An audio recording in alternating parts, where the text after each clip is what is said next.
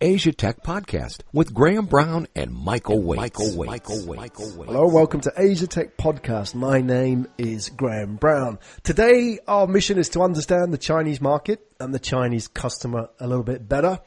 And what better way of doing that than going to Shanghai, one of the biggest cities in China, if not Asia in particular, and talking to a man from France.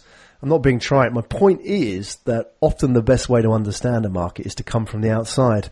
So joining us today for ATP Stories is an entrepreneur who spent the last 20 years of his career coming from the outside, so to speak. Gregory Prudhommeaux, welcome to the show. Hi, thank you, Graham. It's good to have you here. Now, as I teed you up there, you're from France, from Lyon originally, and you are in Shanghai now. There's a long story there, which I want to get into because I think it's kind of important in terms of what you do, especially at your current gig. So you are the founder of Next Step Services. Give us a summary first about what it is that you do at Next Step Services and what the problem is that you're trying to solve there is. And then what we'll do is we'll work backwards and find out how you got there. Sure. Basically what I'm trying to do always in China since I arrived as to help entrepreneurs when they are starting in China. And Next Step is really this company that I created a few years ago, actually, to help them with different phases of their steps in China. So the first thing is to understand the market, to understand where, for example, if they are selling product or services, they have to understand how to reach out to the right market, the right customers, understand also who are the competitors, how does it work, because you have competition here with a Chinese locals company, of course, but you also have all the biggest players in the world that are all looking at China and already here. And that's one thing that we do. So it's really around the consulting and understanding the market. And the other step actually is something that has been growing very, very fast for the past year and a half, which is about content marketing, because all these clients, when they understand the market and we told them, okay, your customers are here and there and that's how they look and that's what they are willing to buy. We also realized before that there was no way for them to actually engage and activate everything that we told them. Mm-hmm. So by building a lot of content all the time, we also start to have clients that say, oh, actually you understand my business, you know who I should be talking to, and you have the whole structure to create content for me. And this is where we started to add this kind of services. And this is the fastest part of my business that is growing, like mainly because of WeChat. And I think we're going to talk a lot about that soon. Exactly. Okay, good. So what are the kind of companies that come to you? Are they companies moving into the Chinese market for the first time? What kind of level of knowledge do they have about China? Are they, well educated about China, completely new? What are you finding? So I've been helping these kind of companies to enter the market for the past 12 years. So I've seen very different kind of companies. Mm-hmm. Recently, I would say that there are two types of companies reaching out to me. One is indeed companies that are pretty, let's say, medium size or small size that are coming from Europe or from the US, and they have very little understanding. They know that you have all these big players, all these guys that we've heard about it all the time, Alibaba, Tencent, they heard about all these big companies, but it's so difficult to have actually very clean and straightforward information about those companies when you are not in China, because there is very little understanding by most of the media outside of Asia in general. Mm-hmm. And other companies also, and this is something that is also very new to me. I never really expect that. Companies that have been here in China for quite some time, but they realized that they were missing the train. They were just passing next to everything that was happening, especially regarding the communication, the media, the WeChat, online content, advertising, blogging, and they were realizing that they were doing it wrong for some time. Mm-hmm. And those clients now are trying to say, okay, we want to talk to the customers. Those are the customers. How should we do it? And that's where they come to us. We build their editorial line, for example, and we then going to manage all their content and publication, and also trying to explain to them how to make the most of tools that like Weibo, WeChat, and all these platforms that you have here in China. Okay, Good. Well, let's go into that Chinese market, because I think that's the aim of the game with today's story, is really to find out a bit more about China. And we have a lot of expectations and images of what China is and what it isn't from the outside. And as you say, rightly, it's very difficult to understand it until you get on the inside. If I was French now, moving from anywhere in France, or for that matter, anywhere, in the world outside of China, particularly outside of Asia, maybe they have less access to information, and I moved to Shanghai today in 2017, what would surprise me? Can you name one thing that would surprise me as somebody coming from what I would call a developed, quote unquote, market to China today? Yeah, I think that what is really, really shocking to many people, and I have a little story around that as well, it's the use of the smartphone here and the mobile payment. So everything that is linked to payment here in China is so advanced. It's really, really shocking for a lot of people. And I was meeting with someone over the weekend, someone that used to be living in China for quite some time, a few years. And he left 1 year ago to the US, came back for a business trip to Shanghai, and haven't been there for a year. And we are in bar, and he started realizing that everybody is using their mobile phone to buy beers at the bar.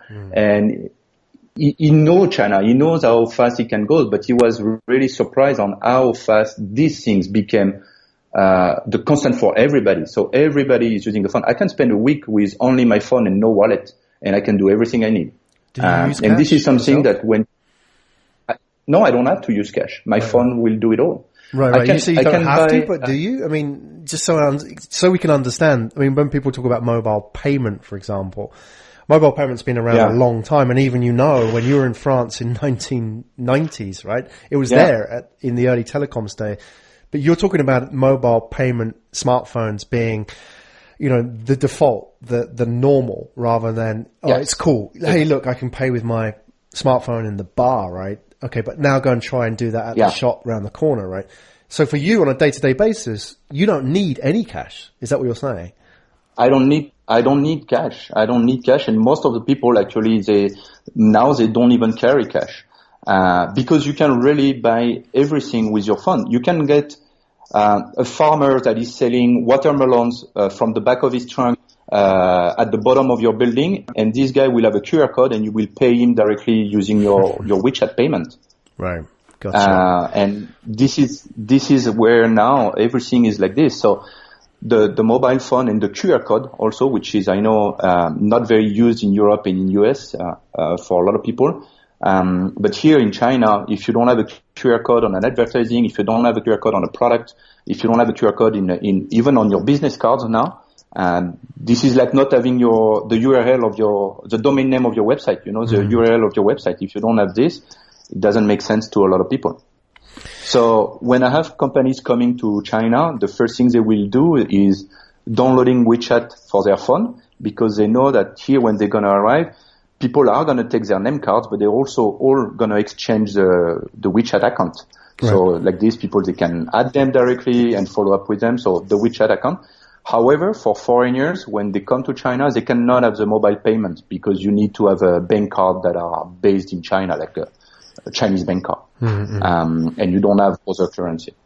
So those are the things that... Okay, let's talk about WeChat, because that's so important. It's such a big factor of the Chinese market, isn't it? And I think for people on the outside, when they hear WeChat, they assume what it used to be, which was what a chat service, which started out as, and a messenger service, right? And they assume that it's kind of like WhatsApp, or maybe it's like what people are familiar with, just in terms of text messaging, right? So, but it's much more than that now. I mean, that's what we've got to kind of understand. So I know you talked about the payments, you've got the WeChat payments aspect of it, but what is WeChat for somebody coming from the outside? Help us understand it. It's more than just chatting, right? What is it now? Yeah, I think that a good way to explain WeChat, the basic features are something between WhatsApp and maybe Facebook a little bit, because you also have a wall where you can share the photos, you can share link or whatever you read. So it's kind of the same thing that you have on the wall on Facebook, where people will be able to like and comment. Okay. So those are the basic features that everybody will have. If you download WeChat right now, wherever you are in the world, this is what you will get. And then when you are in China, you have a lot more possibilities, because WeChat is a super app where they allow the system for developers to create mini programs that are going to be set only working in WeChat. So inside WeChat, you will have programs also and software kind of that you will be able to use only using WeChat and using all the information. So the payments, of course, but for example, I can pay my electricity bill directly. I can buy train ticket. I can buy flight tickets. I can share the bill if I go to the restaurant and I'm taking the bill, and then I will split they call that actually Go Dutch in the application, and they will split the bill with my friends around the table. So you have many functionality that are actually, when you think about it, they are all linked to the fact that there is a payment system. So it's all about buying, purchasing, sending cash from one another. So those are all the features that are very interesting. The geolocalization also is very good. Something that I'm missing usually when I travel, for example, where you can really see where people are, and you can when you are meeting with someone in a big place, you don't know where to find them. You can see exactly where people are on the map, and you can join them directly. So you have this geolocalization that is embedded also, and you can share addresses very easily. So this is all embedded in WeChat, and people are using this all the time. So for most people, or for some people even, that, you could just use WeChat, and, the whole concept of the internet that lies on the outside, that may not be necessary. I wonder how people use it on a day-to-day basis. Is that sort of their experience of the internet, just WeChat? Yeah. So the one thing that is missing on WeChat is that there is some kind of search engine, but it's not very, very good so far. So everything that has been published somewhere on WeChat is technically accessible with a search engine intern as WeChat. So you're not going to be looking for information really on WeChat. You need to have already the page that you are looking for. Because one thing that I didn't mention is that WeChat is used by individual, you and me, where we can be chatting, like WhatsApp.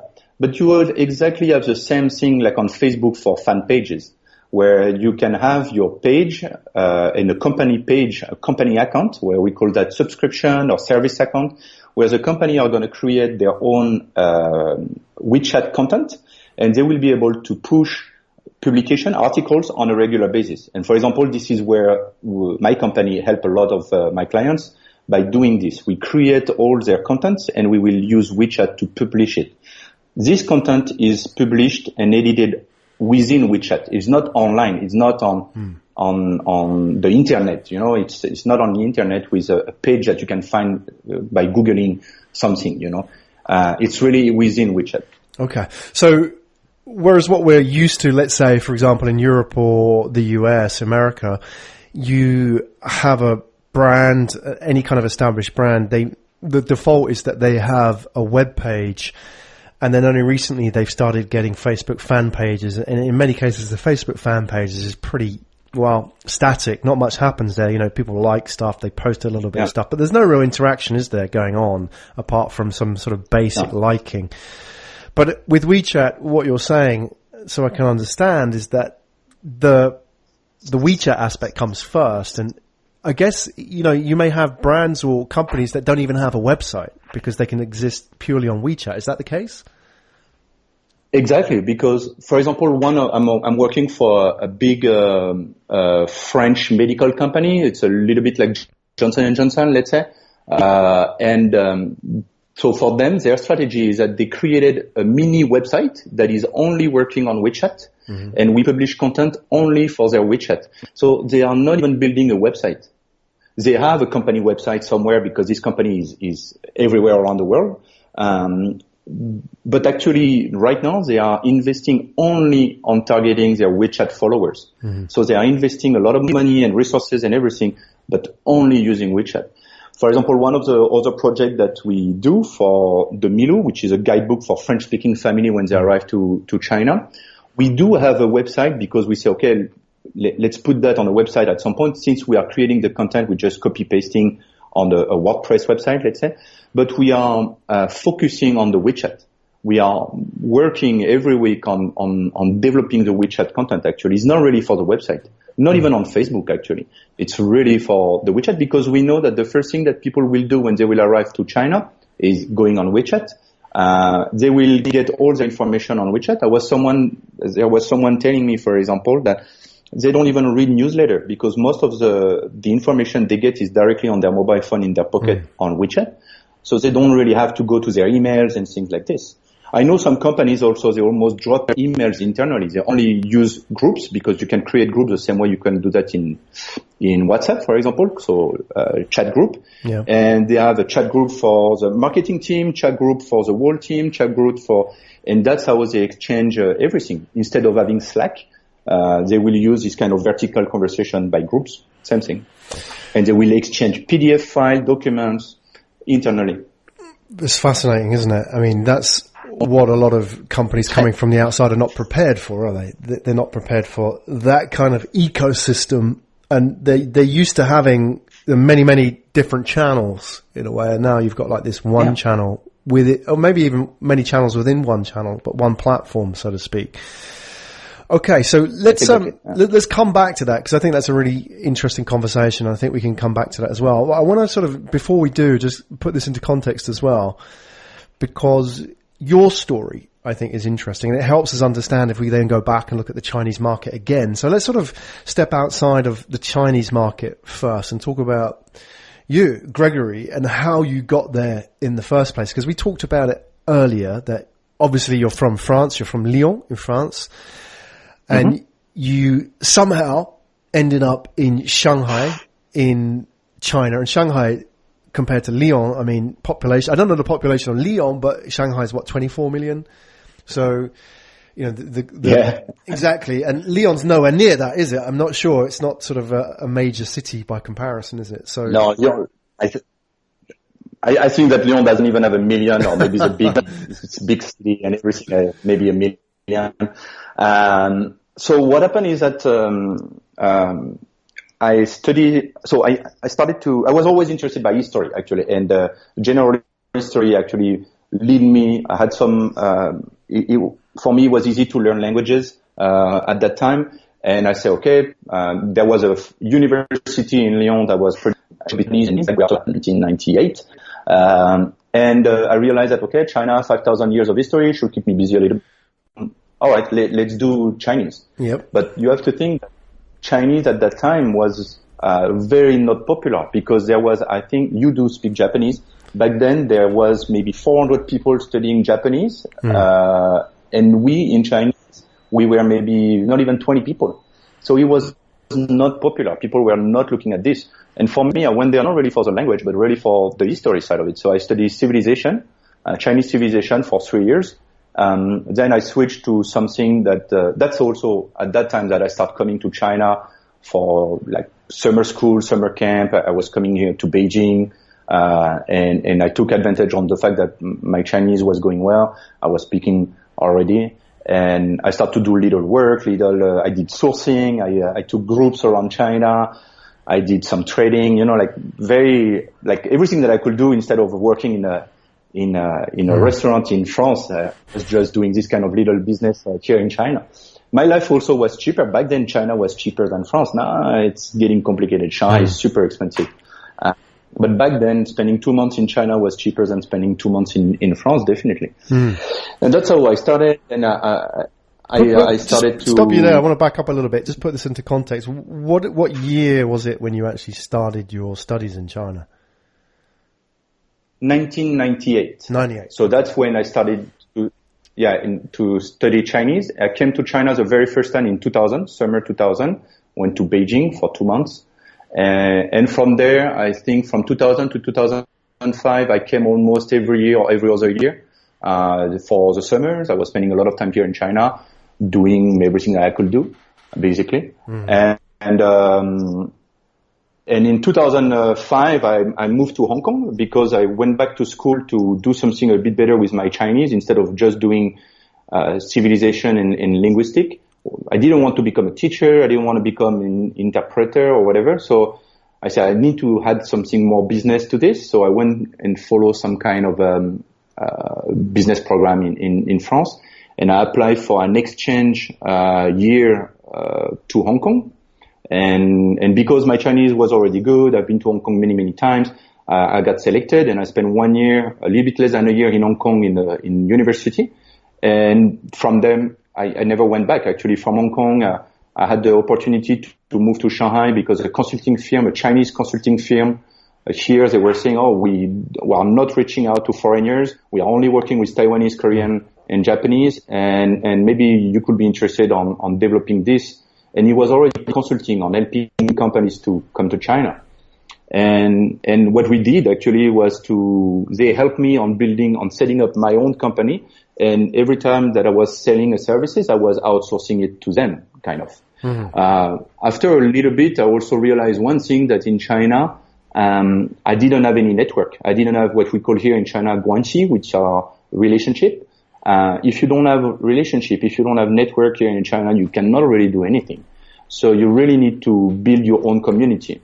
And that's exactly what I started to do. I started to create events with a friend. We started to do networking events. So that was back in 2006. We started to create this kind of networking events every other Tuesday. We started to work on conferences and roundtable with some chambers of commerce here based in Shanghai. What kind of networking events was the best way for us to? What kind of events were? It was really for entrepreneurs. For foreign entrepreneurs in Shanghai? It was for entrepreneurs. Yeah, for foreign entrepreneurs, for Chinese. No, it was for everybody. For everybody. So it was for everybody who feel like they wanted to meet other entrepreneurs. They were what we were calling that. It was Next Step Tuesdays for like-minded entrepreneurs. And it was a good way for us to have foreigners from all around the world, but also local Chinese that were speaking a bit of English, and they were interested on talking to other foreigners. Yeah. Back then also the tech scene was very little in China. It was not there yet, but you started to have a lot of entrepreneurs because the barrier here is very low. When you want to start a business in China, actually it's pretty easy, and it was also cheaper to start it in China back then than in other countries. So you had a lot of people that were coming here in China with a good idea in mind and just a little bit of cash. And they were starting here in China. It was easy to find some people to recruit, to hire, put a company together and get started. But the problem is everybody was lacking of network and relationship. So those kind of events that we run for 3 years actually help a lot of people on building their own network for clients, but also for service providers, any kind of people that they will need. Right. So you started out doing these networking events in 2006, and obviously this is over 10 years later. You saw a group of people coming to China back in 2006, and you had been there before them, obviously, and you got your foothold in Hong Kong, and you had also come quite regularly to China. What's the is there any kind of difference between the people that were there in 2006 and the kind of people showing up in Shanghai today in 2017? Well, there is one big thing is 2006 doesn't mean so much to a lot of people, but 2006 here, it was very important because the 2008 were the Olympic Games in Beijing and 2010 the World Expo. So in 2006, all the companies that wanted to take advantage of all these international events happening to China, they were exactly coming at that time. They said, there is something happening. We better be there when it's going to all start. And that's why 2006, 2007, they were very, very interesting years because that's when most of the companies came. I will always say that for me, the best years of Shanghai, they were between 2005, let's say, and 2012. Those are, or 2010 even, they were great years. Like you had a little ideas, bit of cash and a bit of tenacity, and you can do something in Shanghai. That was, I'm not going to say easy, but that was easier, definitely easier. The difference with the people that are coming now, I think that people now are a little bit less adventurous than they were before. Before you really had guys coming with a backpack and they say, okay, let's do it. It's a little bit like I did actually. Now you have less people like this because China is more complicated. Again, it's also more expensive. So you have people that are more prepared to come here. I think on the entrepreneur scene, you have a different mindset also. Before, people were coming and arriving with an idea. Now they come here because of a job, or they arrive with a job. And then later on, they will quit their job and start their own thing. Because also the immigration regulation here is very complicated. So you really need to get a visa and to be able to have a resident permit here in China is also a bit tricky. So you really need to have something going on, like a work going on, you know. So, and before it was easier as well. You were arriving like this and you can get a visa simply and start to create something without creating values. But now in China, if you don't create value, if you don't have a company that make money, they are not going to be so welcoming this time. Okay.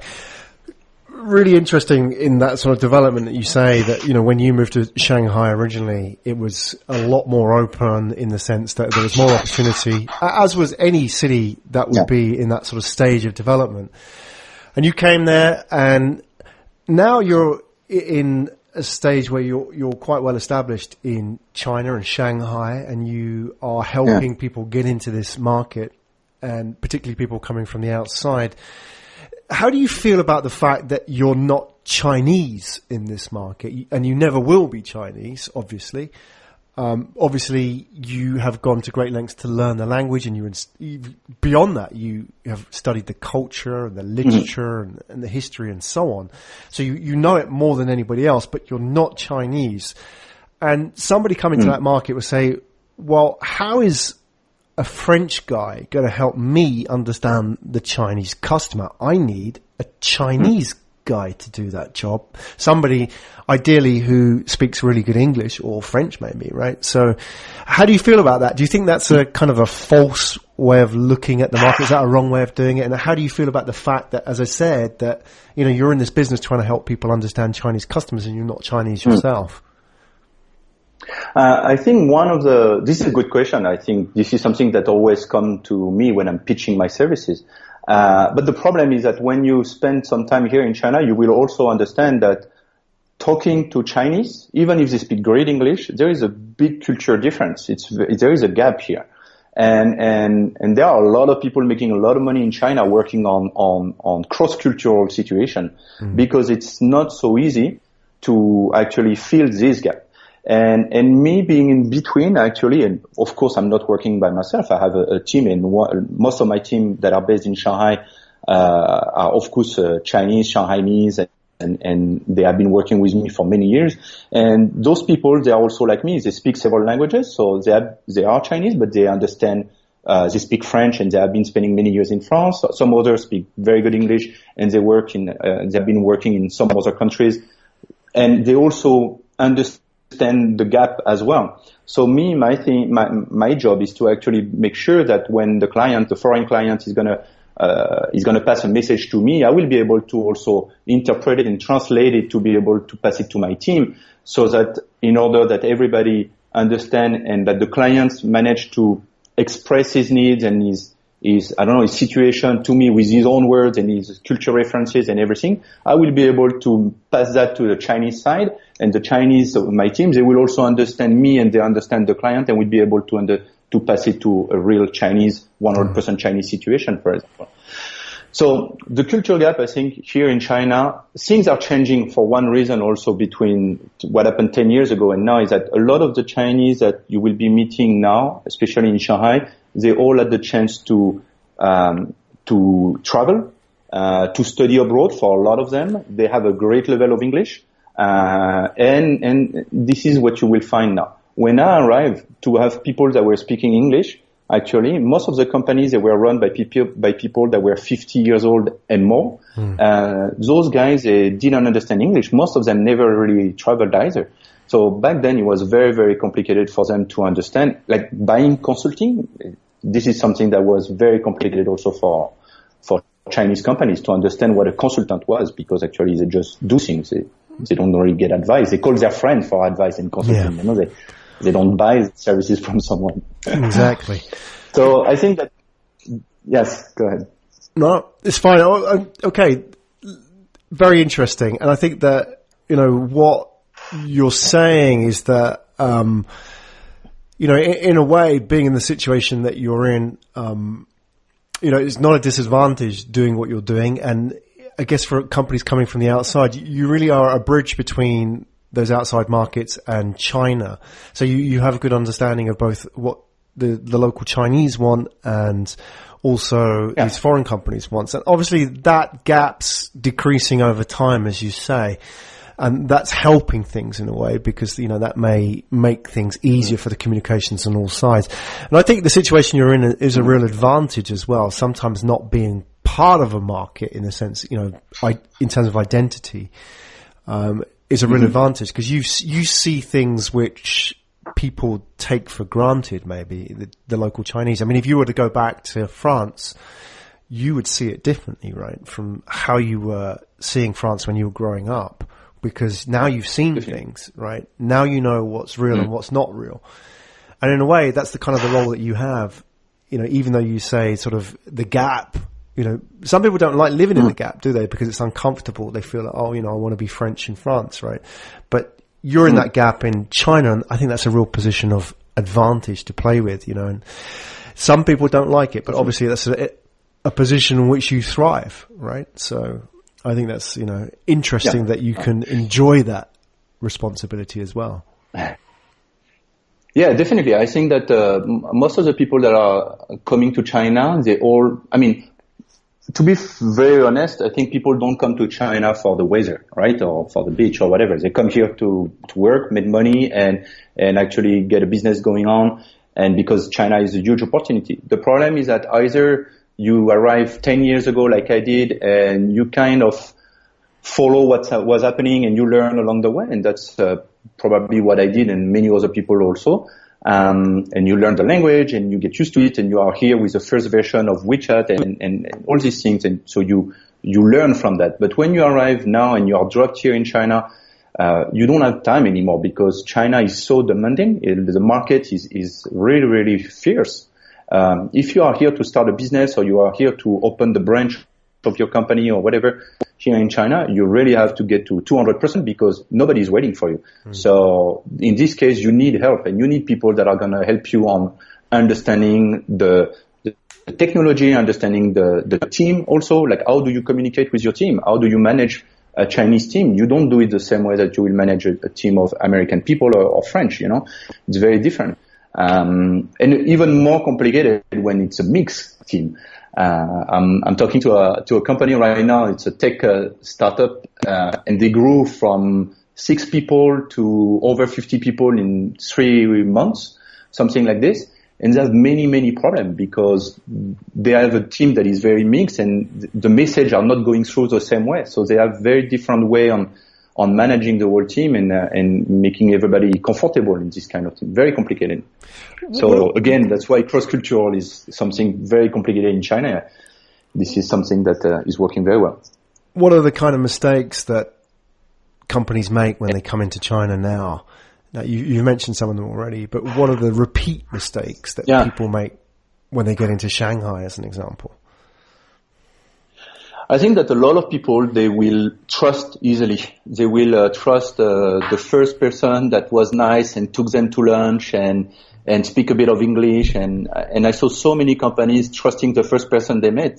It's a little bit like it's like a life jacket, this person. So they will grab this guy as soon as they arrive to China, and they're going to follow everything. And after a few months, a few years, they will realize that, okay, maybe he was nice, but he was not the one. He was not the perfect one, you know? So a lot of people made this kind of mistake. I also think that, a lot of companies that I saw, especially when we are talking about products, they believe that they have been selling their product in their market in a way and that they should not adapt to the local market. And if they don't make any change in the way they communicate the positioning of the product, or even sometimes if we are talking about food product, the recipes of the product, the Chinese consumer are not going to be so keen on accepting and welcoming this kind of product. And you do still have some companies that they believe, no, we are not going to change anything, that the way we are selling it and that's it. But here in China, it doesn't really work that way. So you really have to adapt to the market. Mm-hmm. Okay, good.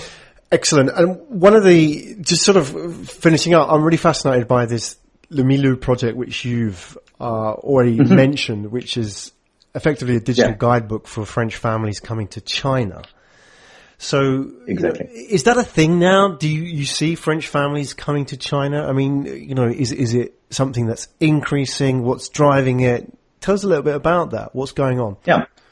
So I think that with the French, the French community here in Shanghai, we are like a little bit over 25,000 people that are registered. So this is not counting the students and of course the tourists or people on short-term visa.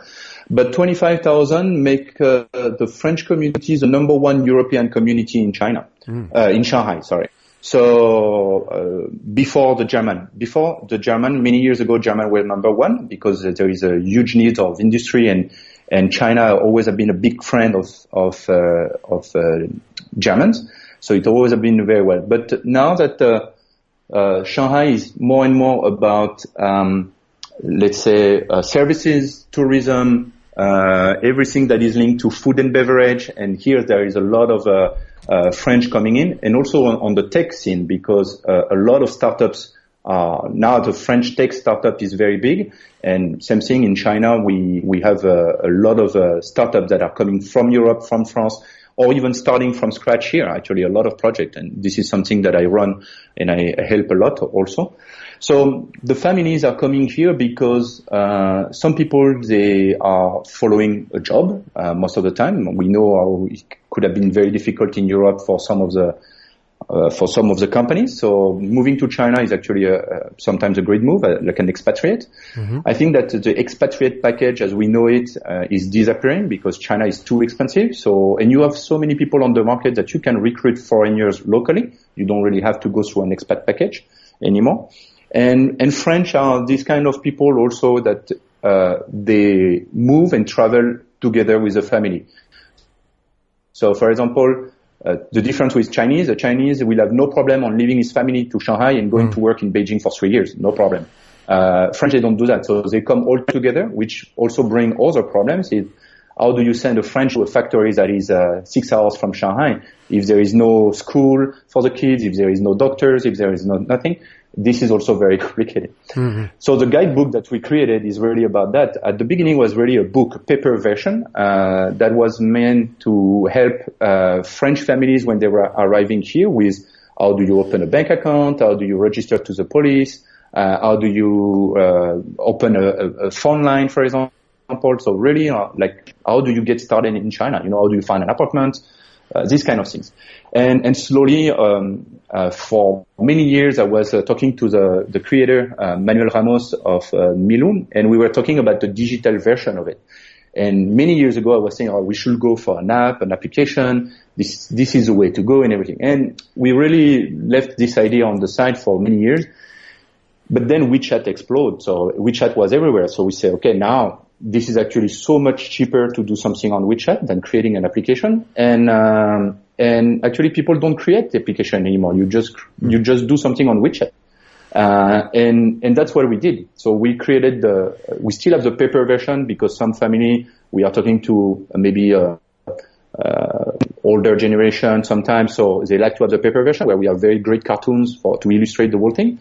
And we have this WeChat version where we push, let's say, articles, updates, new regulation every Mondays. Those articles, a lot of them are actually then taken by the consulate that will also reshare them directly. And that's how we are reaching out to a lot of people that are not yet in China, but they are starting to prepare their expatriation from France or from other countries. And the first thing they will do is they usually go on the website of the embassy or the consulate. They will download WeChat. They will find about the Milu. And that's how we get to them very early, actually. The acquisition is very early. So if you're a French speaker, and I know we have French speakers listening to this program, that's something that you should definitely check out if you're thinking about moving to China or you are moving to China. We'll put the details in the show notes. Hey, Gregory, something you can tell me about just as we finish up. And very curious about this because when Shanghai first became a thing, and we're sort of going, 10 years or so back, like when you first moved there and people started talking about Shanghai on the international scene, and obviously that was in the run-up to Beijing 2008 and so on. when that became a thing, one of the stories that was kind of repeated a lot in the media, and I don't know if this is true or not, and I'd like to hear your perspective because A, you know Shanghai, and B, you're French. It was that the local Shanghainese, especially the young, sort of upwardly mobile, when drinking red wine, they would mix it with Coke. Was that true or not? Or was that just kind of one of those media things about China? Okay, maybe it happened once or twice. Or was that a real thing back then? No, this is true. It's true, but like the same way that German, Austrian are mixing white wine sometimes with mineral water or with Sprite to make this kind of fresh drinks. Here in China, they had the same situation.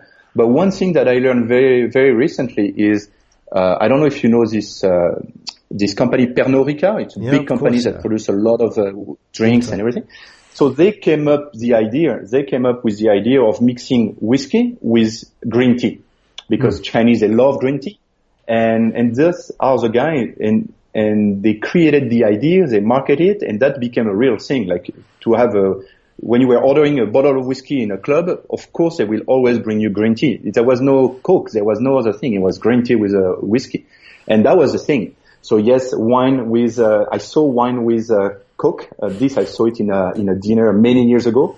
Now you will not do that anymore. I think that a lot of, especially in Shanghai, people they have learned and they have seen other things, so they try to not do that. But I'm sure that in some part of China, you can still have Coke with your wine for sure. As a Français, would you do that? Would that be something that you could consider doing? I know, obviously, with your rich culture of wine, would you mix Coke with it in China? No. No, never. It's impossible. It's impossible. Already, like here in China, you find wine in cans, and that's something weird for a lot of French, where you can go to the 7-Eleven downstairs and you get a can of Chardonnay. This is weird.